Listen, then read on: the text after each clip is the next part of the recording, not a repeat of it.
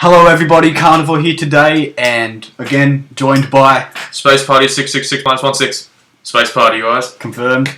And Alright. today we're doing a Let's Talk, but it's a bit different. Alice had a great idea, so... Alright, so this all actually started when, this is the bit in the video where Jordan's just like, oh, here we go. But anyway, so it all started when I wanted to do a top 5 of what my favourite maps were, but as I sat down trying to think what they were, I was like, wait, I don't actually know what my top 5 favourite maps are. So anyway, I made a chart of what I thought my favourite maps were, and then I gave them all these categories to judge them by. Then I looked at it and I was like, wait, why don't I just do this for all of the maps? So then, as I was doing that, I finished it all up, and I couldn't actually, do a video on it for some reason. I just couldn't, commentate over it, the footage that I had. I had no idea why. So I gave Jeffrey a call. I'm like, Jeffrey, do you want to help me out here, man? It was an honour. And, so we're both giving our opinions on what we think the maps should be ranked in, what order that they are and everything. So yeah, that's what it is. We've got 9 categories, or we've got 10 categories, but we're judging them on 9 categories. So Jeffrey, please fill us in on what they are. Alright, so categories left to right. First of all, we've got difficulty, which is not included in the final score. Yep. Then we've got gameplay / map design. So that's probably how it feels. Yeah, the design of the map and how fun it is to play. Zombies is fun to play because it's zombies, but it can vary from map to map, and that's where that score comes in. Yeah. Then Pack-a-Punch, so... how easy Pack-a-Punch is to get to and whatnot, so... Yeah. Unique wonder weapons. It's not so much how good it is, it's more how much we like the weapon. As an example, the VR11, it's absolutely useless. Well, in a solo game, it's absolutely horrendous, but it's still cool, and it's got a cool effect, so... Yeah. Anyway, next. Special zombies. / boss, yeah. Yeah, we'll get to that when we get to the... Yeah. Characters. Pretty self-explanatory. Yeah. Easter egg / story. The reason there's 2 categories into the 1 category, because the Easter eggs is for the maps that don't have a good story to them, Easter egg story to them, and then story makes up for the maps that don't have small little Easter eggs like radios in them. So yeah. And then musical Easter egg. Just the song that plays once you hit something. Visuals. How the map looks and the prosthetic design of it. So fog rolling in and all that stuff. And then last but not least, the sentimental value. So pretty much how much we like the map from playing it previously, completely ignoring the fact that it could be terrible. Yes, exactly. That's what we're judging it by. Let's get into it. So, first up, Jeffrey, can you tell us what you have for Nuxt Der Untold? Also, one thing, for the World at War maps, we're only going to be judging them by their original version, so the World at War versions. We'll state the difficulty for both of them anyway, but we're only going to be fully judging Anyway, Jeffrey, you're up. Go. So, for Nuxt Der Untold, difficulty, World at War version, I've got a 3, just because the zombies were quite dumb, being the first ones. They couldn't break through the barricades, they couldn't hit you through the barricades, and they really need to literally stop before they could hit you. But in the Black Ops 1, I'd give it a 4, just because they are a little bit more aggressive. Map design, I give it a 5, because the fact that they came up with this, despite they copied a multiplayer map, I still think it's great that they came up with such a creepy, eerie design. Pack-a-Punch didn't happen. Wonder weapons, I don't really count the ray gun, I guess, so not really important. Special zombies, they're just all the same, pretty much. A couple different skins, but yeah. Characters, well, they're just all American Marines, and they don't even have quotes, so no. Easter egg / story, not applicable again. Musical Easter egg, apart from at the end of the thing, nah, not applicable. Visuals. Despite it was World at War, so the graphics weren't that great, but still the whole visual idea you get about it is very good, and it's a very gloomy, eerie place. So I gave that a 4, and then sentimental value, I'll give it a 4, because I played it a few times and I've had some good fun on it with the flamethrower. Chef Judgmental. Yeah. So Jeffrey gave Nuxt a 13 out of 15 for a total of 86% out of 100. So what we're doing is, since there's maps that don't have some categories, we're going to do it as a percentage instead of a total score, because otherwise Nuxt is going to be getting less than maps like Transit and whatnot. And we all know that is not the case. Alright, so what I have for Nuxt. Difficulty, I have 2. This is linking to what Jeffrey said. The zombies are absolutely dumb. They'll have a staring competition with you before they'll hit you, and there needs to be a determined winner before they'll actually swipe. They'll be like, can you blink? Never mind, I did, and then they'll just slap you. So the AI is just stupid, and that's why it's so easy. They take forever to hit you, so training is stupidly easy. Gameplay and map design, I'll give it a 4. Choice. Despite the fact that it's a small map, it's actually, you can be very diverse in how you play it. There's many strategies that you can do. You can open the help door and then open up the barricade at the stairs and then just camp by the grenades. You could not open the help door, come around the other way, then camp in the room by the Thompson. You could just not even open either doors at all and just do a first room challenge, and it's pretty big, so you'd be able to get away with it. You can camp by the sniper cabin. Anyway, you get the idea. There's a lot of stuff you can do, so I give it a 4 there. The fact that there's not, a whole lot of useful weapons in the mystery box, that's why, I'm not giving it a 5. Yeah, sure, there's, machine gun, an LMG and everything, MG08, not MG08, MG42, that's not, and the Browning, but apart from that, there's not really a diverse amount of guns you can use, so I give that a 4. Pack-a-punch and all that, that's not applicable. Visuals, I give it a 4, pretty much for the same reasons as Jeffrey. It gives it a spooky and eerie sense of an atmosphere, so yeah, I give it a 4. Sentimental value as well, yeah, it's a 4. Pretty much the same reasons as Jeffrey. We've played it about the same anyway. So I have a 12 out of 15 for Nuct, giving it an 80%. Also, one more thing with musical Easter eggs, I am aware that in the Black Ops version, if you shoot all the barrels, Redamned gets played, I'm pretty sure. But yeah, not in World at War, so we're not counting it. Next one? Verrucht. Alright, difficulty, either way, I'm going to give it a 5. They tried to make it really hard this time round, and I like it how they did that. I liked Verrucht because it is very hard and you can pull off some mad training and clutches, so 5 for that. Gameplay map design, I give it a 4 just because it invented new camping strategies and kind of training, maybe a little. Looking back at it now, it's improved training, so yeah, 4. Not applicable still for Pack-a-Punch, Wonder Weapons, and Special Zombies, even though they ran faster. Characters, still, they had quotes the American Marines this time. However, why we don't have that as an applicable category is that it will just drag the map down too much. Granted, that shouldn't be an excuse, because if that was the case, then Transit wouldn't even have any categories to begin with. But I'm just kidding. Yeah, we're trying to give maps the most points as possible, so we're not going to bring categories that are going to needlessly drag it down.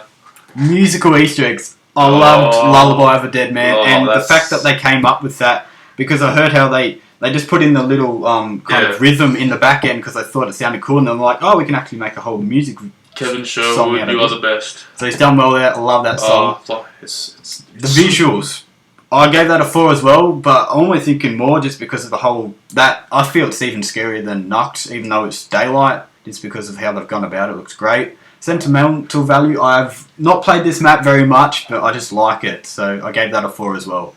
Bringing it to a total of 17 out of 20 and 85%. Alright, now my turn for Nuct. Due to being better at zombies than Jeffrey, I have not given it a 5. I'm just kidding. I've given it a 4 out of 5. So by this, it's twice as hard as Nuct, according to my table. But the zombies AI is a lot more brutal. They'll sprint at you and they'll be like, "Oh, hey man," and they'll get all up in your grill about it and everything. Pretty much the difficult thing is the close quarters and the improved AI. That's what makes it so difficult. Gameplay and map design, I've given this the same as Nuct, a 4. I like the fact that there's an American side and a German side that gives a lot of diversity and what war weapons there are and whatnot. And the 2 spawn rooms is also a really clever thing. I'm sure it confused a lot of people back in the day when World at War came out and whatnot. I'm not actually sure if it did or not because I wasn't in the community at that point. But anyway, so I think that's a great idea. The map design is really good and whatnot. For some reason, I also really like that window in the power room. If you go down the stairs, it's just like a dead end. I don't know why I like that so much, but anyway. Yeah, not applicable all up to the story. Musical Easter eggs, Lullaby of a Dead Man, 5 out of 5. That is one of the only zombies songs that I will actually listen to while I'm not killing zombies. Yeah. So it's just it's good to listen to while you're killing zombies, and good to listen to when you're not killing zombies. Vocals are great. I dig it. I cut it up and everything, but we'd be here for half an hour. So yeah, 5 out of 5 for that. Visuals, I've given it a 4. Have you got a 4 as well? Yeah, I've given it a 4 as well. There's water trickling from pipes and stuff. Yeah, and it can actually affect you. Vision gets little. Yeah, there's stuff like that just shows the fact that this map is a messed up place. And there's things like, that dentist chair and whatnot. I think that should probably go into the Easter eggs category. But anyway, there's writing on the wall. This is a scary place. This is an asylum, so I'm giving it a 4. Sentimental value, yeah, I'm giving it a 3. I haven't actually, really invested too much time in Verrupt. I've gotten to round 30 on every map, so it took me a few tries to get it. I think round 17 was my first go on World at War Verrupt, actually. That's not bad. And my first ever attempt was... Yeah. And my first ever attempt was round 14, I think. Yeah, the first time I played was when Resurrection came out for Black Ops 1, so yeah, I'm only giving it a 3 out of 5. And my total score is 16 out of 20, giving it an 80%. Next going down, we've got Shino Numa. Sumph. Now, difficulty, I gave it a 4. Being World at War still, the zombies were kind of dumbed down from Verrupt a bit. They didn't sprint, and they only spawned 24 rounds. That meant you didn't have to deal with as many zombies total, so yeah, got a 4. Map design, it's a creepy place still, and it's got a eerie feeling about it as well, and so that helps with the whole feeling of being still scared and running. The fact that they laid it out like an X is a good idea. I like that, and how they labelled the places kind of for the first time. Oh yeah, I enjoyed that. So I gave gameplay / map design a 4. Pack-a-Punch, still not quite available yet to us, sadly. But unique wonder weapons, the Wonder Wolf. I gave it a 5 because I love that weapon. It's not the best, but the fact that they brought it in was just sick. Special zombies, we got the Hellhounds. Classic, probably my favourite boss still to this day. Give or take, maybe if I forgot about one. So I gave it a 5. Characters, I gave them a 5 being the O-Ridge crew, we shall call them, because that's apparently what they are, even though there's many crews before them. They're great quotes. I haven't played that much World or Shino, so I actually don't know if I've misinterpreted them, but running off what I've thought, I think they're a good crew, so 5. Easter egg / story, this is where things start to change a bit, start to take a bit of shape and direction, actually start to mean something, so I gave it a 5 for that. Musical Easter egg, the one, when I watched that trailer, it just sounds so correct, and it just works. I just love it, so I gave it a 5. Visuals, it's an eerie, scary place. I like it how there's the flipping 115 rock just chilling there. Yeah. Pretty mint.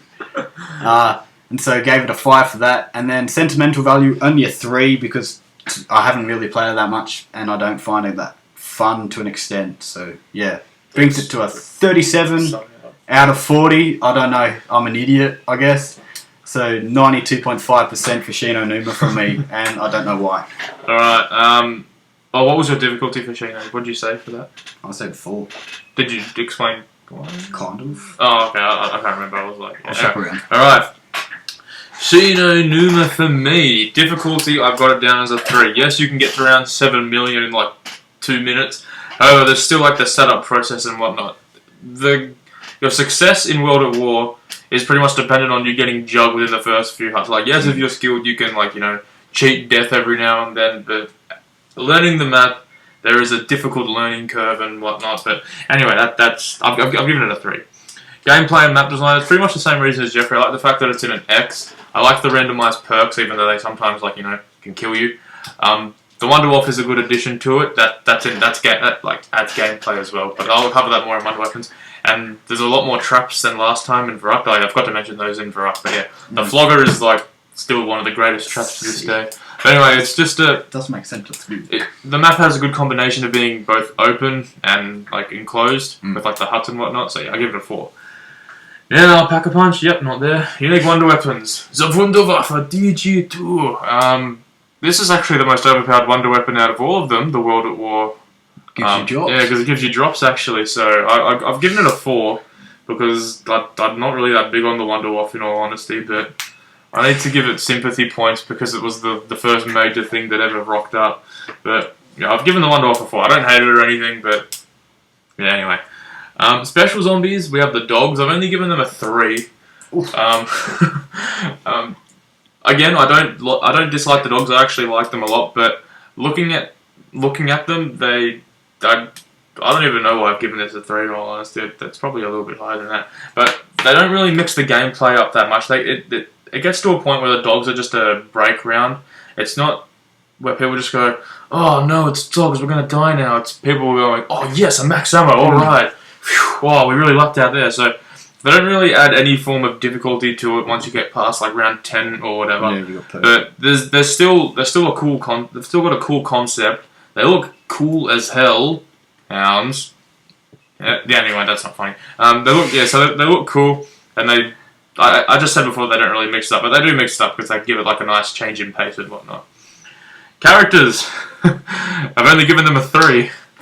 Now, Jeffrey's going to disagree with me here, but you have to look at it. The reason we like the Fab 4, quote unquote, so much is because we've had so many maps with them. We've had all this character development with them. I'm big on character development for some reason. I'm not sure why. So, starting on Numa, you can almost say that they're nearly completely different characters to when we last see them on Moon. Like, I know that we see them in Origins as well, but like they're different personalities and everything. So from point A to point B, they do progressively get better, but when they start, they're nowhere near as good as they are at the end. So I've only given them a 3. Easter egg story. This is where it all kicks off and everything. So I've given it a 4 with the radio from Peter and like the Tunguska. Is that the name of the meteor? Yeah. Yeah, like the Tunguska meteor and everything. Place it here. I don't know, the meteor or whatever. Like all the Rising Sun facility stuff. That's what it's called, the Numa facility, Rising Sun. Yeah, there's a lot of story that's actually getting fleshed out here. People would say but it's the best radio that we've ever received. Yes, it is. But at the time, we did not have any context for it whatsoever. So it was just an opening or a doorway for more nonsense. Musical Easter eggs, the 1, I've given it a 4. It's similar to Lullaby of Dead Man, how it's a good song and you can listen to it without needing to kill zombies, but I don't like it as much as Lullaby for a Dead Man. But, 4 out of 5. Visuals, I've given it a 4. Again, pretty much for the same reasons that for what Jeffrey has. Looks good. There's the fog that comes in with the dogs that creates an eerie. Spooky. I swear eerie is our favourite word, but anyway. It's not your it creates an eerie dynamic to the map that just makes it more eerie. That's just the worst explaining ever, but anyway. So I've given that a 4. Sentimental value, I've given it a 3 because, again, I haven't really played it that much. I have played it because I've gotten to around 30 on it. But we have 29 out of 40 for a 73%. We're so far apart. I know. I'm a dim team. I'm giving it. You're just too nice, Jeff. I am. I don't know what I'm doing. Right. Hopefully, I don't make too many more dumb decisions from here. Next, Doris. The Giant. Oh wait, we can't call it that anymore. It is confirmed Doris. We should do a retake at the end of Black Ops 3, and I'll just be praising everything again. Yeah, I know. Right. Difficulty on Doris. World at War, of course. I'll give it a 4. I'm not really sure. They're hard zombies again, and they're back with more waves than just 24. So yeah, but I'll just keep it at a 4. Map design. It invented camping it took it to a whole new level basically with the amazing spots that you could come across. You could actually plan strategies like, oh guys, let's do it here, then we'll go there, and then we'll go there. So yeah, I'll give that a nice juicy 5. It's done well there. Pack-a-Punch 5 is the first time ever, and I still think the way they activated it was very nice. The fact that you could get achievements for it as well was pretty cool, like Pack Addict, where you have to throw a few guns in there, like in a game, like 4 or 5, something like that. Yeah, it's 5. Yeah, I thought that was good. So, for the original Pack-a-Punch 5, unique wonder weapons. The Wonder Waff returns, but it's a bit more annoying this time. Doesn't give you drops, and I know everyone mentions it because we're all boneless idiots. We always say, oh, it takes away your jug. I don't really care. But yeah, 4 for that one. It's not quite as good. Special Zombies, 4 again, just because it's the Hellhounds returning. Characters, 5, because they get a bit better in this one as well. And yeah, Easter egg and story, 5, because there's a mini Easter egg, the fly trap. Yeah, we've heard this a million times. Musical Easter egg, Beauty of Annihilation. It's alright, and I know people love it, but it didn't click for me as much, to be honest. I've only given that one a 4. Visuals, 5. It's a flipping mint map to look at, and it'll look even better later on this year. Sentimental value, we've had a bit of fun on there as well, but still not the most, so I'm only going to give it a 4. But it still does quite well, gets to a 41 out of 45, which brings it to 91%. Okay, now for me, for Doris, I've got difficulty down as a 4 in the World at War edition, and for Black Ops, I've got a 3. Again, the zombies, they're on, roids or something. They're pretty hell-bent on killing you. Which is their job. Yeah, well... Which is their job. Yeah, it's their job. They get paid, they're they get paid, Anyway, so yeah, I've given it a 4 out of 5, pretty much mainly because of the AI. There's certain locations in the map that are really, really tight. Gameplay and map design, I've given it a 5. It is arguably the best designed map out of all of them. I've given other maps a 5 out of 5, but anyway, this is my first 5 that I've given. Beautiful. Anyway, there are other maps that get a 5 out of 5 for map design, but this, I like the fact that it's small but feels large at the same time. In every single room there is some Easter egg of some sort, whether it be a radio or a note. The teleporters are a great way to get around the map. There are wall weapons accordingly placed, efficient, like they're placed in appropriate places. Like anyway, I'm gonna go on about it more in a second. So 5 for gameplay, like it's good. It's good. Pack-a-Punch, I give it a 5. This is like the one map that Pack-a-Punch has done absolutely perfectly. You do a little puzzle. Well, it's not really a puzzle. You do something that requires a small amount of effort. It's open, then it's done forever. But it is in a place that you're probably going to die if you go in there when there's a load of zombies. So the fact that it's always available but can be tricky to do, that's all I ask for. 5 out of 5 for Pack-a-Punch. Unique Wonder Weapons, we have the Waff again. So I'm just going to not go over what I said before, but yeah, 4 out of 4. Not 4 out of 4. 4 out of 5. And yeah, oh, it takes your Juggernaut. Yeah, whatever. Next. Special Zombies. It's the dogs again, but this time I've bumped them up to a 4 because of how they now stream in with the zombies. I reckon that, in addition to the Hellhound Rounds themselves, are a perfect split in gameplay. The dogs actually make the training mildly difficult and reviving as well. Yeah, they make reviving an absolute nightmare. And I swear that they take half the damage from machine guns or something, because I'll just be getting the FG-42 and I'll put an entire clip into their head and then they'll finally blow up or something. Yeah, okay, I'm meant to die. But then they'll be super vulnerable to shotguns or anything. So there's a good mix in guns that you'll need and whatnot. Also with gameplay and map design, which I was back at before, Pack-a-Punch makes it you can play with anything pretty much. Like I said before, I've been talking to Jeffrey about this, but I thought before that you couldn't. But when you Pack-a-Punch the Armageddon on round 20 and you're still getting a one-shot headshot, then yeah, you know that you can do anything pretty much.